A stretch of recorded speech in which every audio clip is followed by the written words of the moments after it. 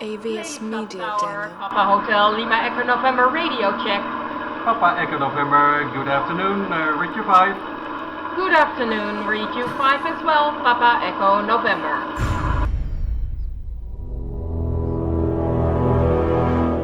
The X-Zone radio and TV show is largely an opinion talk show. All opinions, comments, or statements of fact expressed by Rob McConnell's guests are strictly their own and are not to be construed as those of the X-Zone radio and TV show or in any manner endorsed by Rob McConnell, Relmar McConnell Media Company, Talkstar Radio Network, its affiliated stations, or employees.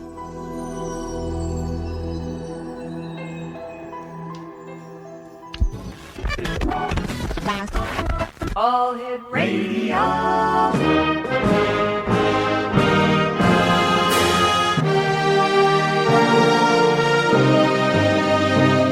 Welcome to the X Zone, a place where fact is fiction and fiction is reality. Now, here's your host, Rob McConnell.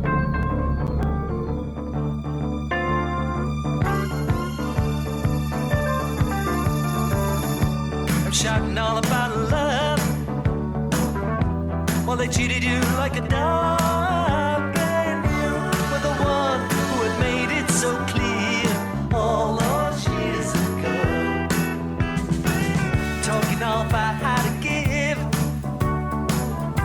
they don't act with much honesty, but you put the way to the truth when you say all you need is love. Living with good and bad. Welcome back, everyone. This is the X Zone. My name is Rob McConnell, coming to you from our studios in Hamilton, Ontario, Canada. Worldwide and toll-free, 1-800-610-7035. Email xzone at xzoneradiotv.com. And our website is www.xzoneradiotv.com.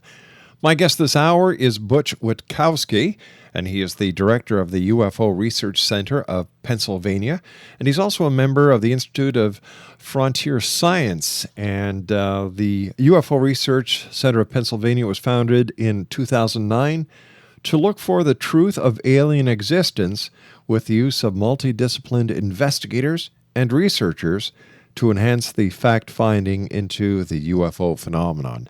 And Butch, welcome back. How's it been in beautiful Pennsylvania?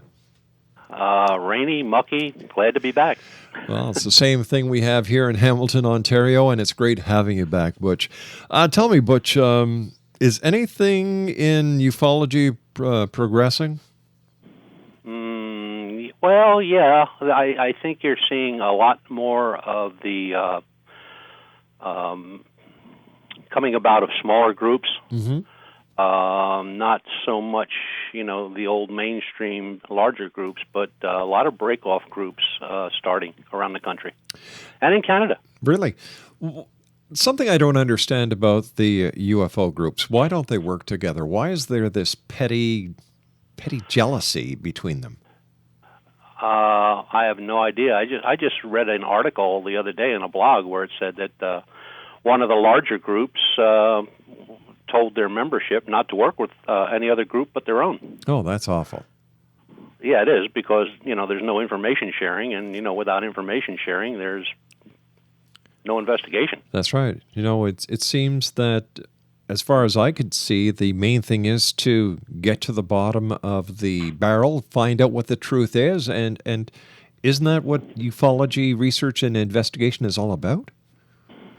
Well, yeah. I mean, the more information is gathered and the more that it's shared, and, you have one little piece, and then you get involved with a few other people, and before you know it, you have another piece to a puzzle.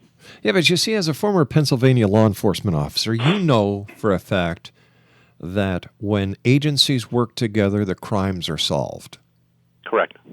And, it seems that the people in other groups and organizations just haven't caught on to that yet. No, and, you got certain things that play into that, like, the old fortune and glory thing, the me thing. Right. So, and the vanity, and it's just phenomenal sometimes. when you read reports or you listen to somebody on the radio or watch a video of somebody giving a conference, and you just go like, my God, I wish I was that popular. They just don't get it, do they? No. No. Do you think they ever will? Honest research has been, for the most part, replaced by looking for Bigfoot and UFOs sitting behind a computer. Boy, do they have a lot to learn about the right way to do an investigation, and I'm sure glad that you and your group are out there to make a difference. Butch, stand by. You and I have to take our commercial break. We'll be back in 2 minutes. Exonation. Butch Witkowski is my special guest. He's the director of the UFO Research Center of Pennsylvania. And the website is www.paufosearch.com. My name is Rob McConnell. Butch and I will be back on the other side of this 2-minute commercial break as the X Zone continues from our studios in Hamilton, Ontario, Canada. Don't go away. They don't act with much honesty, but you put the way to the truth when you say all you need is love. Living with good or bad, I always looked up to you. Now we're left cold inside by someone, the devil's best friend.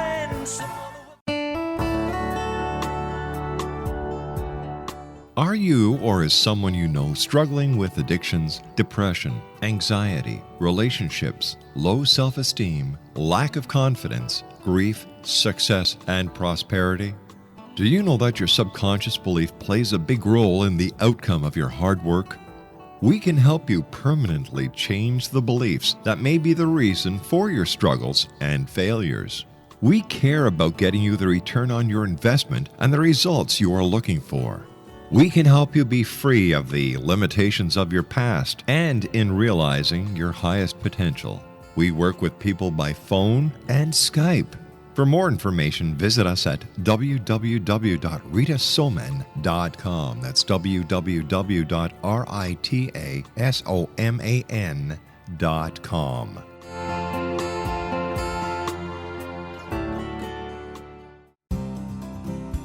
I'm William S. Peckham. If you enjoy a good mystery with a touch of the paranormal, then you'll love my novel, From Out of the Woodwork.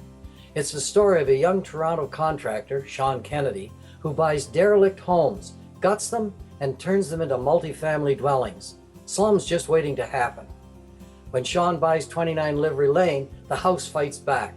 Former owners unexpectedly come out of the woodwork as he starts the destruction. The apparitions come to him when he touches old books, reads hidden letters, rummages through old boxes, finds a locket, or reads a discovered manuscript of a murder mystery. From Out of the Woodwork will take you from 1899 to the horror of the World Trade Center, September 11, 2001. Check out From Out of the Woodwork on my website, www.williamspeckham.com.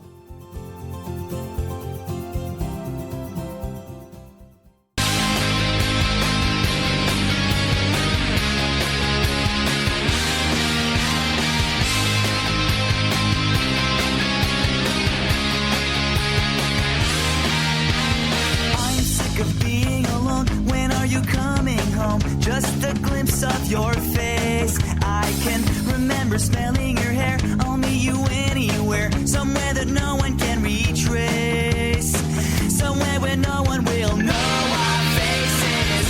She has 2 arms to hold me and 4 legs to wrap around me. She's not your typical girlfriend. She's my alien.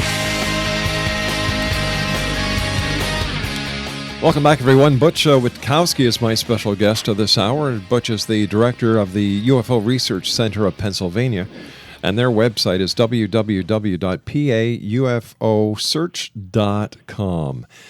Butch, during the commercial break, you and I were talking about some events that are happening within the UFO community, and you were telling me about a group in L.A. that's basically broken away from MUFON. Yeah, LA MUFON broke away. They have their own group started now. It's called the UFO Paranormal Research Society, I believe. And they were around for a long time, over 10 years that I'm aware of. I used to enjoy going to their site, and they had monthly meetings. They always had like 50 to 100 people at their meetings. They were very popular, and I don't know what happened there, but I just got the information in an email yesterday from California. What does this tell you about the state of MUFON? Is MUFON starting to crumble? I don't know that they're starting to crumble. It just seems like, I don't know, it's like they lost their way, somewhere down the line. They lost their mojo, I guess. Yeah. And now they got a new director, of course, Jan Harzen, who's taken Dave McDonald's place.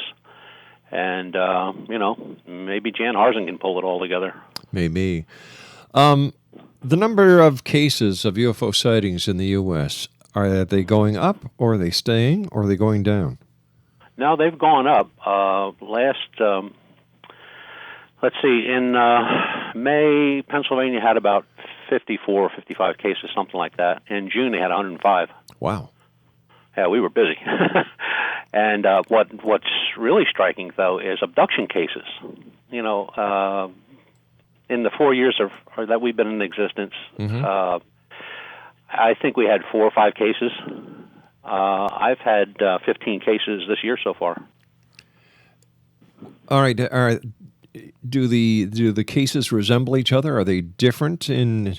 No, abduction cases are pretty much all the same. Really? I talked to Dr. Jacobs. I sent him an email and asked him if he had anything, noticed, things going up. Yeah. And he sent me a reply back and said, well, he checked 2011, and he had 250. And in 2013, he had over 300. So, it's gone up everywhere. So tell us about the reports that you're getting. How are these people being abducted? What is the common thread? Most of them in their sleep. Right. We had a couple that were outdoors. One gentleman was on his back porch with his dog, and he had 3 hours of missing time.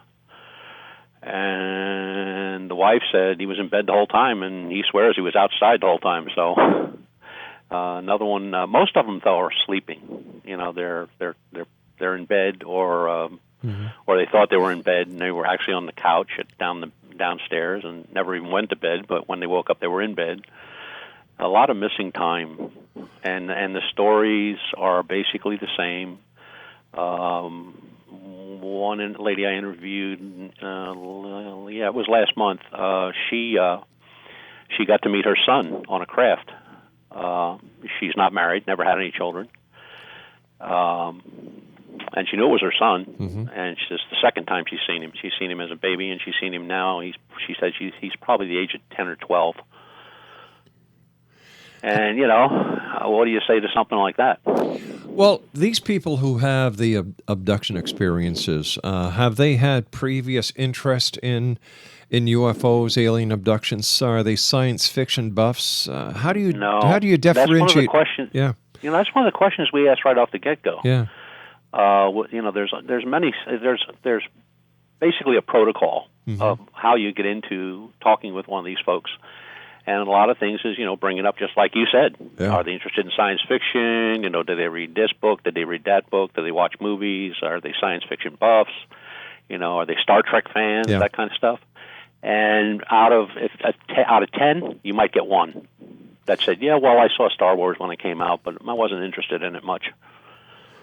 When people say, all right, the last thing I remember, I was laying downstairs on the couch watching TV, and the next thing I knew, when I woke up, I was in bed.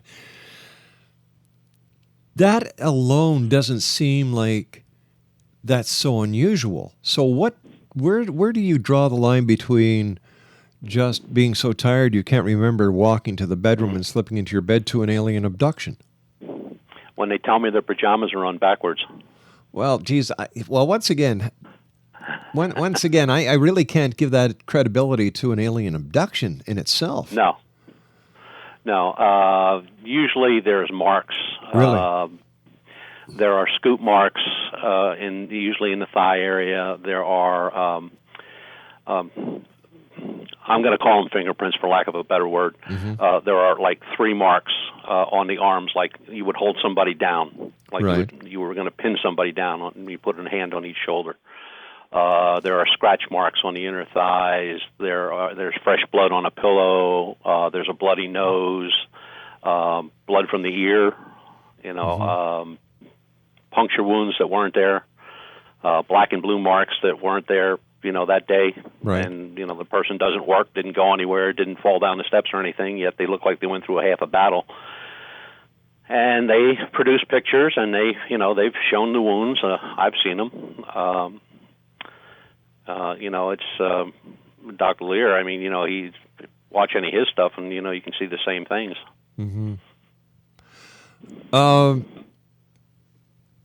When you investigate these cases, is there a common thread that you see in all of the people who have been abducted? Are there any psychological traits that are similar and found in each of the abductees? Is there anything in their lives that is a common trait, or is everything across the spectrum? It goes everywhere. Really? I mean, they're family. They have families. They have children, grandparents, parents. They're very highly educated, or they may not have finished high school. They're laborers. They're lawyers. They're doctors. Yeah. I mean, it's the whole spectrum. I mean, there's no. It's not like they're going out and picking somebody off the farm in Kansas. I mean, these people are being abducted in the cities and in the country, in the suburbs. And the cases are just phenomenal. I mean, because they all follow the same regimen. There is no deviation in their stories. And one person who's given me a report from, say, California, and I match it up against a report here from Pennsylvania, the description of what they went through and what they saw and what took place is identical. And that can't be. When these people are taken from their homes in the middle of the night in their sleep, how do they leave their houses? Is there sign of forced entry? How do the people get in and some leave? people will say, like, the wall will turn to water, or what they think is water. Just a shimmery. The wall is all of a sudden a shimmery waterfall. It's like translucent. That. Yeah. Or they will go through a window that's closed and locked. Some people have exited walls. People in cars, the door's locked, the key's in the ignition, they're not in the car, but they are in the car, if you know what I'm saying. So the what they describe and how they leave, it's always a bright light. There's always a bright light of some sort. There are orbs sometimes inside the room. People have hidden in closets to try to get away, and they remember just the closet lighting up and them walking through the door, arm in arm with some creature, and through the wall or through the window and out to a craft. And they feel like they're floating. They feel like there's no weight. They have no weight. And they keep, some people say that, they're keeping told telepathically to be calm, nothing's going to happen, you're fine, you're in good hands, we'll take care of you. But when somebody tells you they exited a window and they're on the 9th floor of a building, you're going like, wow. Has there ever been a witness to these abductions? Not that I ever heard of. How do we explain? You would think somebody sleeping next to their husband in the same bed, and they're abducted, and he doesn't wake up, and he doesn't know of anything that happened over the night, but yet the person aside of him is showing signs of an abduction, of blood or marks or bruises or scratches or whatever. But the husband never woke up. Same bed. It also seems amazing to me that if a person is on the 9th floor of an apartment building and they are taken out of their apartment unit through a wall or a window, that nobody sees a craft, nobody sees this event happening. Now, there are reports of crafts being spotted. Okay. But the crafts that are spotted aren't there for very long. They're one case that sticks in my mind is it was over a residential development, like condos, and one guy reported seeing a craft high in the sky, Right. And all of a sudden it was low in the sky, and next thing you know, he said it was just a couple 100 feet above a row of houses. And then it was a short time later that the addresses coincided with the report and the report of an abduction. Amazing. And he said it was there and it was gone. It was there and it was gone. Mm-hmm. How do you explain it, Butch? Oh, I don't. I've read so many of these cases now, and I'm reading. You think everyone would have something. You're always looking for that little something. There's got to be something there that puts you in the right direction. Unfortunately, like I said, the cases are all the same. I mean, there's very little deviation, maybe in the wording or how they're describing something, but when you look at the thing as a whole and you set these reports side by side, you're going like, this is the same thing. I mean, they enter the craft the same way. They describe the craft in the same manner. Now, if I heard that from somebody that was a Star Wars fanatic and they went to Comic-Con and all that kind of stuff, I'd give it a second thought. Sure. But when you're talking to somebody that's in their 70s and they're relating something back from their 20s or when they were teenagers, and it's matching stuff that happened today. Food for thought. Yeah. All right, Butch, stand by. You and I have to take our news break at the bottom of the hour. X-Zone Nation, Butch Witkowski and I will be back on the other side of the news. His website is www.paufosearch.com. Your hair, I'll meet you anywhere, somewhere.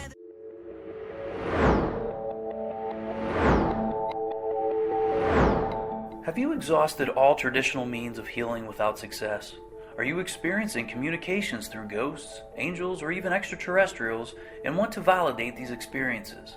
Or would you simply like to speak with someone who can help you find your life's purpose? I'm Dr. Joseph Mara, and I'm offering my services to humanity at this time through consultations. These consultations include angel card readings, guided meditations, life coaching, and energy healing.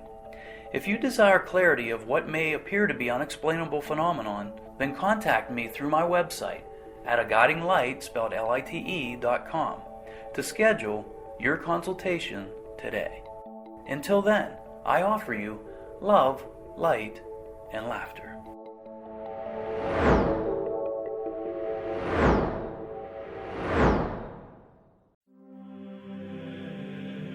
Rob McConnell here, presenting an overview for Nicholas Paul Jennings, author of a fascinating book, Amen. It presents facts revealed by Egyptologists, facts that enable us to understand why Amen is the beginning of creation of God.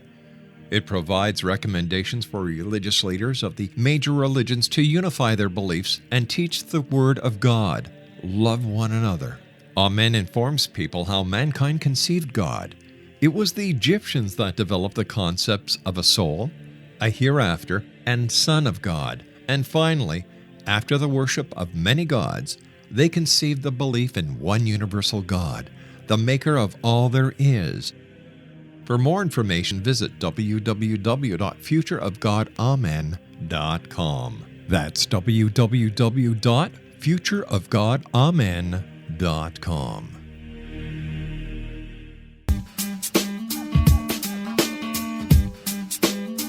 You're listening to the X-Zone Radio Show, live and around the world on the Talkstar Radio Network, X-Zone Broadcast Network, UK High Definition Radio, Euro High Definition Radio, and Star Cable. Our toll-free telephone number worldwide is 1-800-610-7035. Our email address, xzone@xzoneradiotv.com. On MSN Messenger, xzoneradiotv@hotmail.com, and our website, www.xzoneradiotv.com.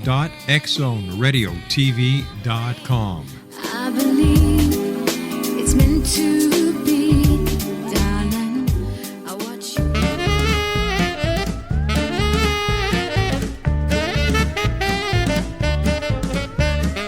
I made love to an alien near Roswell last night. We strolled along together in the pale moonlight. I had a funny feeling that something wasn't right.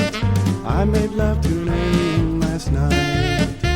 When she gripped my hand, I was feeling mighty fine, but her fingers with mine would not intertwine. When I bent down and gazed into her eyes, They were big as donuts and blacker than the sky. Welcome back, everyone. Butch Witkowski is my special guest. He's the director of UFO Research Center of Pennsylvania, and their website is www.paufosearch.com. First of all, Butch, always great having you with us here in the X Zone, and I'd like to ask you a few more questions, if you don't mind, about the increase in alien abductions. The people that you've interviewed, and you know, I know you're a former law enforcement officer, and this, in my book, gives you a lot of credibility because you know the proper procedures when conducting an investigation as well as an interview. When you're talking to these abductees, the aliens, the appearance of the aliens, the craft, the sensations, do they all sound alike, or are there different descriptions of the craft, the aliens, or the experiments that are being conducted? No, it's pretty much all the same. One person telling me what the inside of the craft looked like, and another person telling me the same thing. There are some cases where, like, let's go back to that 70-year-old lady. Okay. I mean, she wouldn't know a spaceship if it landed into her living room. Right. And she described something from a case in California that there is no way she could have known about because it was a brand new case. And her story took her back to when she was in her teens, late teens, early 20s. So how do we explain that this is happening? People are being abducted out of their homes, out of the safety of their homes, being taken by extraterrestrials onto spacecraft, being examined, and you've got the powers to be that are basically saying, you're nuts. Well, could it be the powers that be that are actually doing some of the abductions? That is a possibility. But why? I'll never figure out the government, but some of the things that we've read and looked over and got through FOIA requests is just absolutely mind-blowing. I mean, you don't need to be on drugs. Just get some FOIA requests into the government and read some of their stuff. They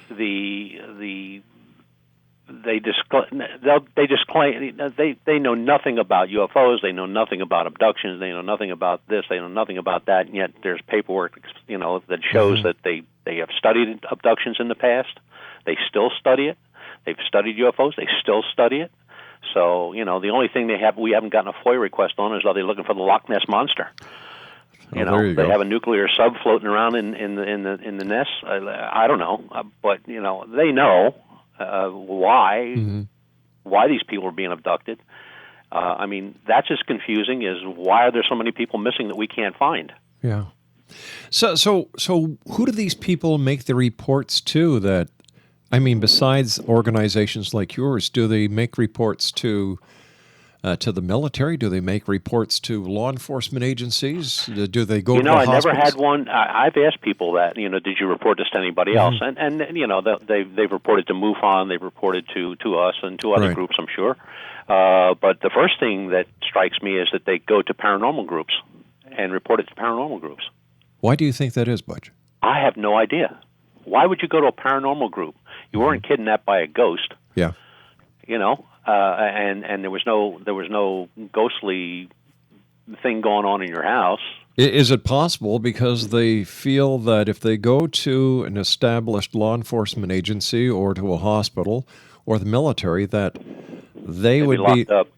Exactly. Yeah, they'd put them away for a while. Yeah. I have never seen a report where it was reported to police. Not one. I've never seen one where it was reported to the government either. Most go to either UFO organizations, or there are a few abductee groups out there. Kathleen Martin has one down in Florida with Denise Stoner, and there's a group out in California. There's one that just started up in Maine called Starborn Support. I guess they're having their first big shindig in Maine, Portland, Maine, I believe, in September. And these are all people that were abductees that are doing the speaking. So, and some researchers. But, I've never heard anybody going to the police about it.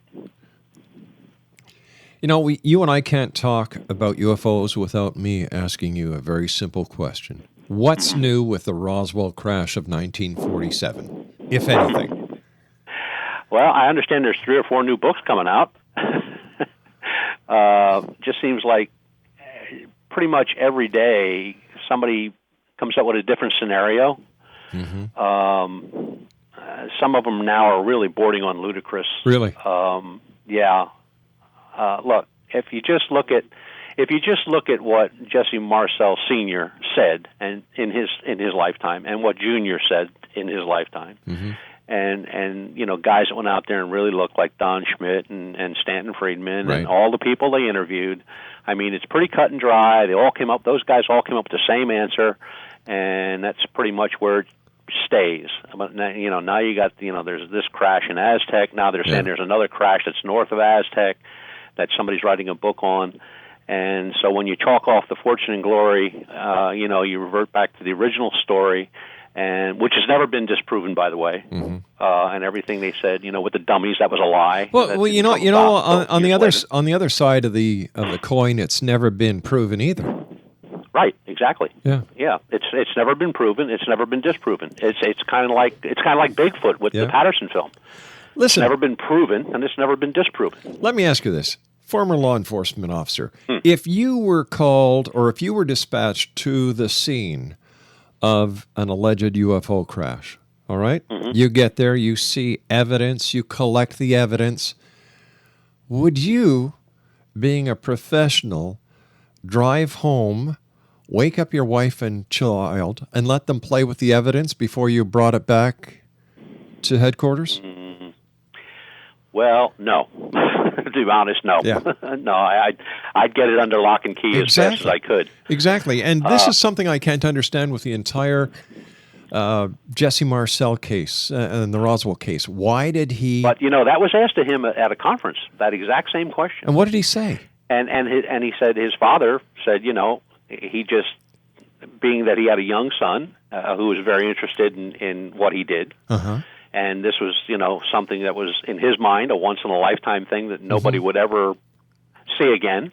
Right. That you know, he took these couple little pieces with him and showed them to his son up, got him out there and said, look, this is what happened, this is what we found. Right.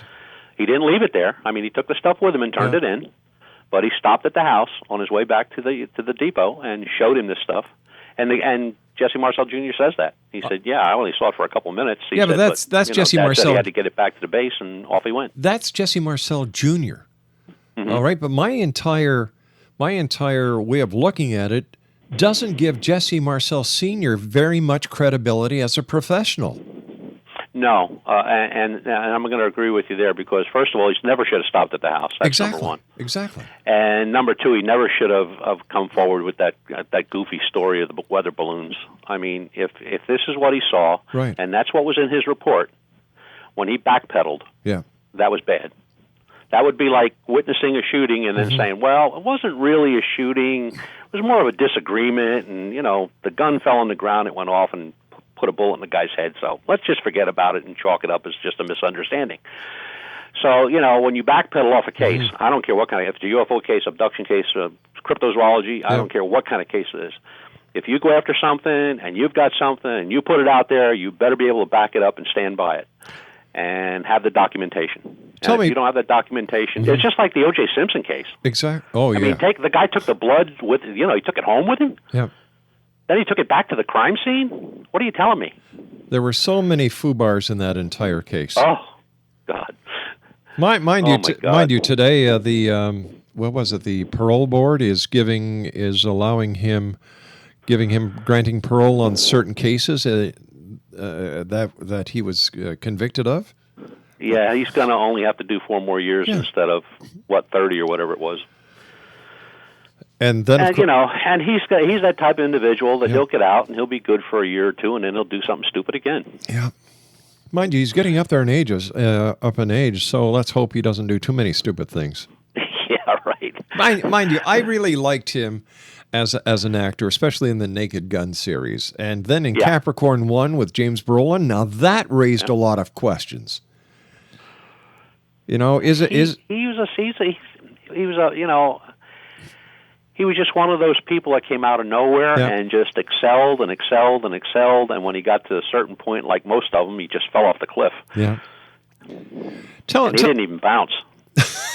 It's not the fall that kills, it's a sudden stop. Mm-hmm. Tell me, Butch, are there any new techniques in UFO research or spotting UFOs? Well, we're going to try one. We have somebody donated a oscilloscope to us, and it's an older model, but it's one of the better ones. It's not a tube; it's all transistor. And we're going to hook up a Yagi antenna to it, and we are going to point it in the direction of the sky and chase a couple airplanes with it and see what kind of reading we get on the oscilloscope. And it also came with a program where we can download that information into a laptop, which is in the truck. And then we're going to see if anything surpasses that, in speed or height or anything else. It'll show up on that oscilloscope. Wow, that's excellent. That's excellent. I understand that mythical creature sightings are also on the rise.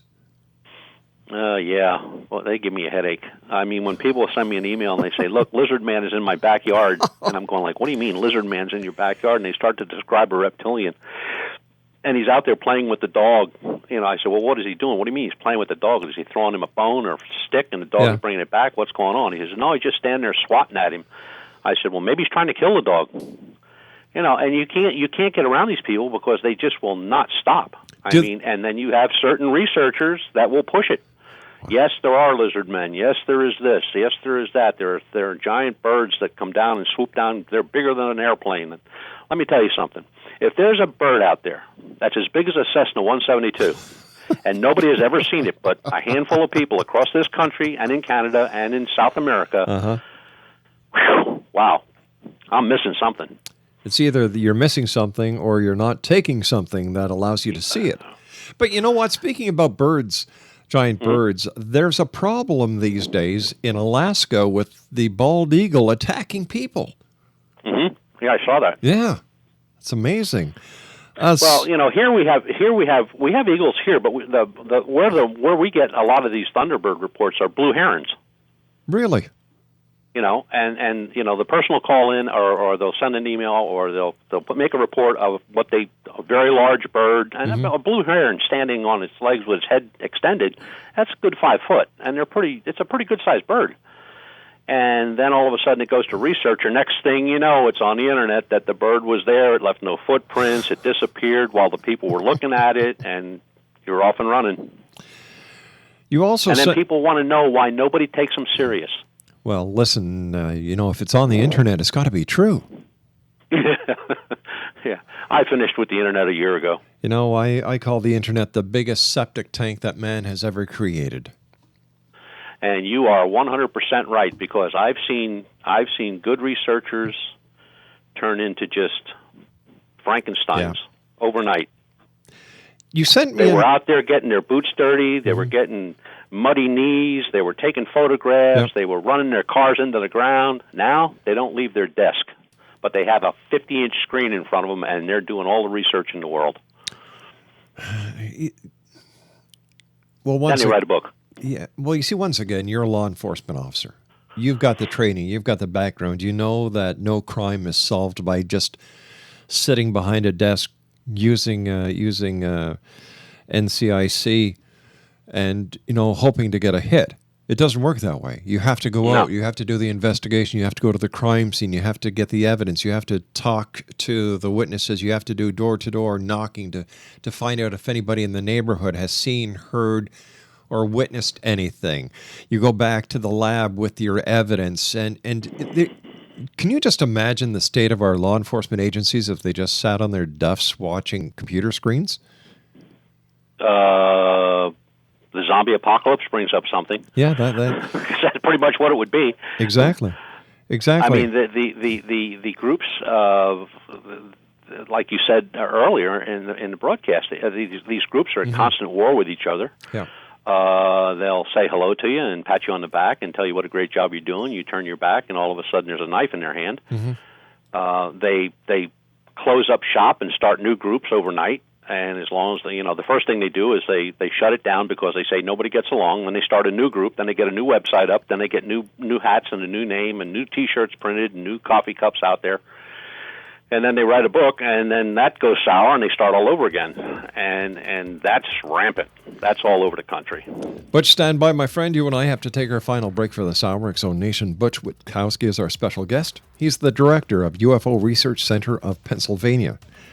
www.paufosearch.com. Butch and I will be back on the other side of this break. Don't go away. And don't get abducted by aliens. Or Bigfoot. Or the Mothman. Or Reptilian with David Icke. Oh, God.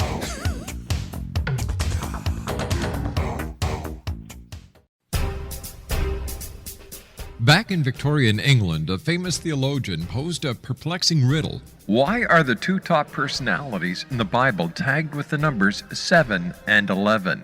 Academics agree the answer is found in the stunning discovery of a hitherto secret Bible structure explained in a new book called The Genesis Grid. The discovery is so simple that preschool children could illustrate it. Certain claims are hugely controversial and may offend some, but at the X Zone, we've studied this awesome new book and agree with one expert, and I quote, "These discoveries appear to be beyond coincidence." So who or what hid this wonderful pattern in the Bible, and what might they do next? Find out more, X Zone Nation, and read reviews on www.genesisgrid.co.uk. That's www.genesisgrid.co.uk.